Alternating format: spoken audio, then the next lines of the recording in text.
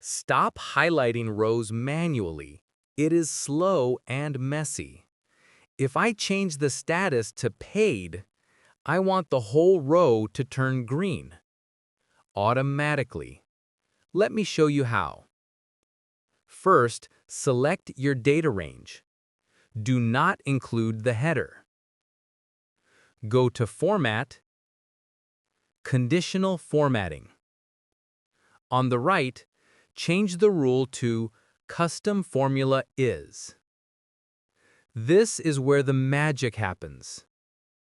Type equals $, J2 equals quote paid quote. Important. The $sign locks column J, so the whole row looks at the status. Now, change the fill color to a light green. Click Done. Let's test it. Change this status to paid. Boom! The whole row lights up.